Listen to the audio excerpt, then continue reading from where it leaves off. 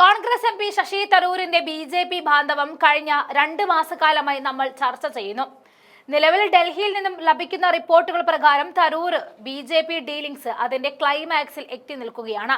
തൽക്കാലം ബി.ജെ.പിയിലേക്കൊപ്പമില്ല എന്നും പുറത്തു നിന്നുള്ള പിന്തുണ നൽകാമെന്നുമുള്ള ധാരണയിൽ തരൂർ എത്തി എന്ന രീതിയിലുള്ള റിപ്പോർട്ടുകളാണ് തലസ്ഥാനത്ത് നിന്നും വരുന്നത്. ഇതിനോടകം തന്നെ കോൺഗ്രസിനെ ഒരു പരിധിവരെ പ്രതിരോധത്തിലാക്കുവാൻ തരൂരിന് സാധിച്ചിട്ടുണ്ട്. ഇനി കോൺഗ്രസിന്റെ ശക്തനായ വക്താവ് എന്ന പേര് ഒരിക്കൽ പോലും തരൂരിനെ തേടിയെത്തില്ല. അതുകൊണ്ട് തന്നെ എം.പി. കാലാവധി പൂർത്തിയാക്കും മുമ്പ് പിന്നീട് ബി.ജെ.പിക്കൊപ്പം നിൽക്കാമെന്ന ധാരണയിലാണ് കാര്യങ്ങൾ എത്തി നിൽക്കുന്നത്. നരേന്ദ്രമോദി വിദേശകാര്യമന്ത്രി എസ് ജയശങ്കറിന് പകരക്കാരനായ ശശി തരൂരിനെ വാഴിക്കുമെന്ന ശ്രുതി നേരത്തെ പരന്നതാണ്. ബി.ജെ.പിയെയും മോദിയും ഇപ്പോൾ ഉണ്ടാക്കിയിരിക്കുന്ന മോദി ഗ്യാരണ്ടി ഇമേജും വെച്ച് ബി.ജെ.പിക്കാരനല്ലാത്ത ഒരാളെ വലിച്ച് വലിയ സ്ഥാനം പാർട്ടിക്കുള്ളിലും ഭരണത്തിലും നൽകില്ല എന്നതാണ് നിലവിലെ രാഷ്ട്രീയം. തങ്ങളാണ് ഇന്ത്യയെ ഔന്നത്യത്തിലേക്ക് എത്തിച്ചവരെന്നും പ്രാപ്തരായവരെല്ലാം ഞങ്ങളിലുള്ളവരാണെന്നും പറയുന്ന മോദി ടീമിന് തരൂർ ആവശ്യത്തിന് ഉപയോഗിക്കാവുന്ന ചട്ടുകം പോലെയാണ്. ചുരുക്കത്തിൽ നിലവിലെ സാഹചര്യത്തിൽ ബി.ജെ.പിയിൽ എത്തിച്ചാലും തരൂരിന് 1ാം കിട സ്ഥാനമാനങ്ങൾ നൽകി കൂടെയുള്ള ആരെയും വെട്ടാൻ നരേന്ദ്രമോദി ഒരുങ്ങില്ല.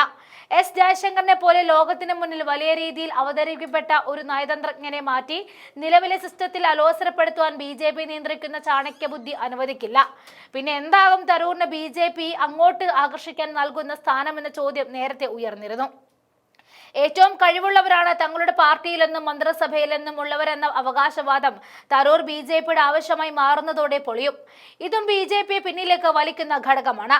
ഇന്നലെ വരെ കോൺഗ്രസുകാരനായിരുന്ന ഒരാളെ വലിയ സ്ഥാനം നൽകി ബി.ജെ.പി. ഏറ്റെടുത്താൽ ലോകത്തിന് മുന്നിൽ വയ്ക്കാൻ പാകത്തിനുള്ളവർ പാർട്ടിയിൽ ഇല്ലാത്തതിനാൽ ഒപ്പം കൂട്ടിയെന്ന വിമർശനം കേൾക്കേണ്ടി വരുമെന്നും നേതാക്കന്മാർ ഭയക്കുന്നുണ്ട്. കഴിഞ്ഞ 10 വർഷക്കാലമായി മോദിയും കൂട്ടരും നടത്തിവരുന്ന വമ്പൻ അവകാശവാദങ്ങൾ ഈ തരൂർ ഘടകം പൊളിയുമെന്നതിനാൽ പുറത്തു നിർത്തി പരമാവധി ഉപയോഗിക്കാനാകും നിലവിലെ സ്ഥിതിഗതികൾ ബി.ജെ.പിയുടെ ചാണക്യതന്ത്രം. എത്രത്തോളം ശശി തരൂർ അതിൽ വീണുപോകും എന്നത് മാത്രമാണ് ഇനി അറിയാനുള്ളത്. നിലവിൽ രാജ്യത്ത് RSSനെ ഇത്ര കാര്യമായിട്ട് വസ്തുതകൾ നിരത്തി എതിർക്കുന്ന മറ്റൊരു രാഷ്ട്രീയ നേതാവ് ഇല്ല എന്നതാണ് സത്യം. ചരിത്രം നിരത്തി തരൂർ ഉന്നയിച്ച വിമർശനങ്ങൾ പലപ്പോഴും ഉത്തരം മുട്ടുന്ന RSSനെ നമ്മൾ കണ്ടതാണ്. എന്നാൽ ബി.ജെ.പിയുമായുള്ള ചങ്ങാത്തം തരൂരിന്റെ മനസ്സ് മാറ്റുന്നതാണ് കണ്ടത്.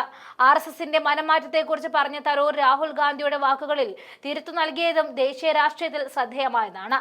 ബി.ജെ.പിക്കും RSSനും ഭരണഘടനയല്ല മനുസ്മൃതിയാണ് വേണ്ടതെന്നും ദരിദ്രരെയും പാർശ്വവൽക്കരിക്കപ്പെട്ടവരെയും അടിമകളാക്കുവാനാണ് നീക്കമെന്നും RSSന്റെ സ്വപ്നം നടക്കില്ല എന്നും രാഹുൽ ഗാന്ധി എക്സിൽ കുറിച്ചതിനാണ് തരൂർ പ്രതികരണം വന്നത്.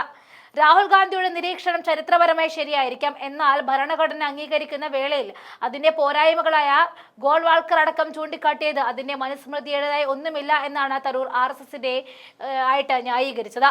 എന്നാൽ അക്കാലത്ത് നിന്നും RSS ഏറെ മുന്നോട്ട് വന്നു കഴിഞ്ഞു എന്നാണ് താൻ കരുതുന്നത് എന്നും പറഞ്ഞ് ശശി തരൂർ കൃത്യമായ സംഘപരിവാറിനെയും കൈക്കലാക്കാൻ പണി തുടങ്ങിയിട്ടുണ്ട്.